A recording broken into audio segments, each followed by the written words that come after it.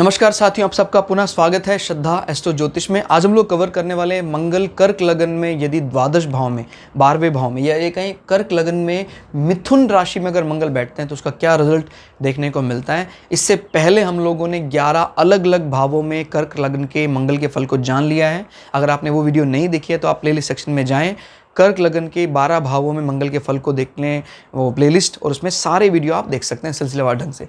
आप अपनी कुंडली को भी एनालिसिस कीजिए, और अगर आप भृगु सरल पद्धति को जानना चाहते हैं तो आप सूर्य चंद्र मंगल राहु केतु तक की जितनी वीडियो हैं अलग अलग लग्न के अलग अलग भावों में वो जरूर देखें, ताकि आप इसके एसेंस को, इसके सार को समझ सके। मेरा नाम है सनत कुमार वाजपेयी, 15 सालों का अनुभव है मुझे साइंस एस्ट्रोलॉजी में। हमारे बारे में और ज़्यादा जानकारी के लिए आप सिंपली गूगल करें, सनत वाजपेयी लिखें, आपको हमारे चैनल के बारे में, मेरा विज़न, मेरा एजुकेशनल बैकग्राउंड पता लग जाएगा। तो आइए चलते हैं कर्क लगन।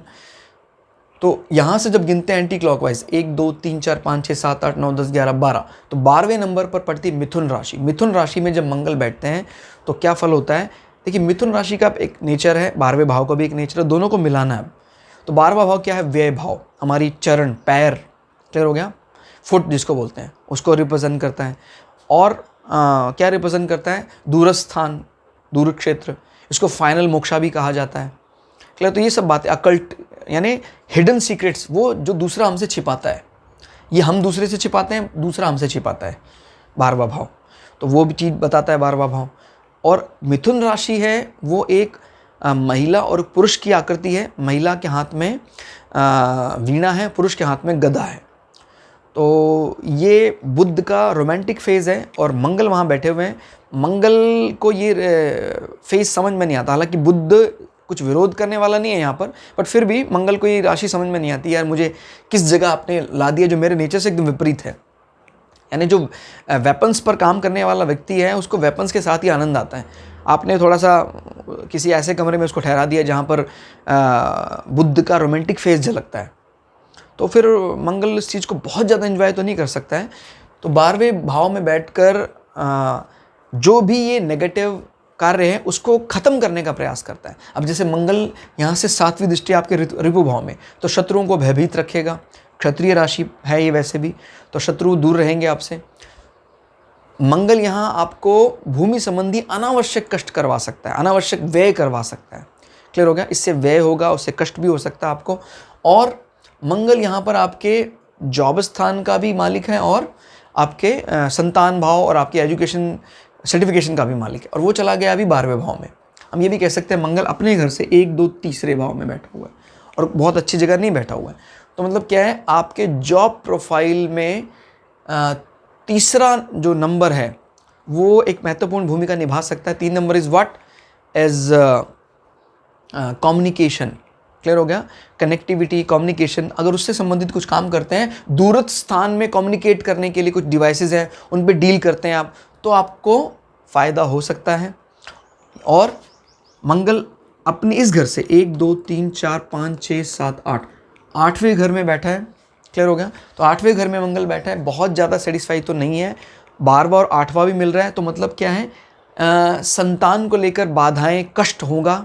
उसके बाद आपको संतान प्राप्ति होगी, क्योंकि मंगल बहुत मतलब एनिमीज़ के साथ इकट्ठा, जैसे मान लीजिए यहाँ राहु भी बैठ जाता है, देन प्रॉब्लम क्रिएट हो जाएगी। मतलब संतान में आपको, क्योंकि राहु उसका परम शत्रु है और 12वें स्थान में वैसे भी लॉसेस करवा देता है, तो कई बार ऐसी कंडीशन में संतान भी नहीं होती अगर मंगल राहु के साथ बैठा है। मेरी बात सुनिएगा जरा ध्यान से, अभी कोई समस्या नहीं है। आपको प्रथम दृष्टा ऐसा लगेगा कि यार समय लग रहा है अधिक, और वो भी हम दोनों की, जब हम पुरुष और महिला की कुंडली देखते हैं तो सबसे पहले, क्योंकि महिला संतान को जनने वाली है, महिला की कुंडली संतान पक्ष के लिए पहले देखी जाएगी, वो गर्भ धारण करती है। पुरुष की कुंडली उसके बाद उसकी पुष्टि करने के लिए होती है। क्लियर? तो ये बात याद रखिएगा कि किसी के भाग्य में संतान सुख या संतान ऑपरेशन, ये सब चीज़ें हम महिला की कुंडली से देखें तो ज़्यादा ठीक रहेगा। ठीक है? तो अगर मान लीजिए किसी पुरुष की कुंडली में बात आ रही है और महिला की कुंडली में भी इसी प्रकार के किसी कार्य की पुष्टि होती है, तो फिर संतान नहीं होगी। लेकिन अगर किसी पुरुष की कुंडली में संतान संबंधी भाव कमज़ोर पड़ रहा है, महिला की कुंडली में संतान संबंधी भाव बहुत मजबूत है, तो उस व्यक्ति को, उस पुरुष को कष्ट जरूर होगा, मानसिक रूप से क्लेश होगा, संतान उत्पत्ति के समय, लेकिन महिला को कोई दिक्कत नहीं होने वाली, महिला को संतान होगी। याद रखिएगा, हमारे जीवन में जो भी फील गुड है वो हम स्वयं करते हैं। जैसे इसको गिवन एग्जांपल कि किसी के पति पत्नी की कुंडली में, पुरुष की ना कुंडली में संतान का योग ही नहीं बन रहा और महिला की कुंडली में संतान का प्रबल योग है, तो होता क्या है, संतान होती है उस घर में, लेकिन वो संतान ना तो फादर से ज़्यादा कम्युनिकेट करती है, ना वार्तालाप करती है। ज़िंदगी भर फादर को ऐसा ही उसका ट्रीट मिलता है कि जैसे मेरा फादर ना के बराबर है। तो ऐसे ही योगों को आइडेंटिफाई करना ज़रूरी है, ना कि एस्ट्रोलॉजिकल फिगर्स में गलतियाँ ढूंढना। क्लियर होगा? तो आप पहले समझिए वो क्या कहना चाह रहा है, ठीक है। तो और संतान उत्पत्ति के लिए हमेशा महिला की कुंडली को ज़्यादा एग्जामिन करें अच्छे से, उसके बाद उसके हस्बैंड की। कई बार ऐसा भी देखने में आया, महिला की कुंडली में फिफ्थ थोड़ा कमज़ोर पड़ रहा है, पुरुष उसके जो है उनको बड़ा लगाव स्नेह करते हैं, वहाँ पर फिफ्थ हाउस बहुत स्ट्रांग है, तो फिर वो सेटिस्फैक्ट्री हो जाता है रिजल्ट। संतान होगी, वो माता से ज़्यादा मतलब नहीं रखेगी, पिता से ज़्यादा स्नेह रखेगी, ऐसा बन जाता है। तो ध्यान रखना है, ये अपने घर से 8वें में यानी कष्ट का कारक बनेगा। संतान से भी इनको वैराग्य भी उत्पन्न हो जाता है, कई बार संतान के कुछ कर्मों के कारण वैराग्य उत्पन्न हो जाता है। अब ये क्योंकि दूरस्थान में बैठा है और एजुकेशन का भी मालिक है, तो हम ये भी कह सकते हैं पढ़ाई संबंधी कार्य के लिए हमें कहीं दूर भी यात्रा करनी पड़ सकती है, और वो यात्रा ज़्यादा सुखदायी रहने वाली नहीं है, क्योंकि वो अपने घर से 8वें में बैठा है, तो थोड़ा परेशान रहता है व्यक्ति।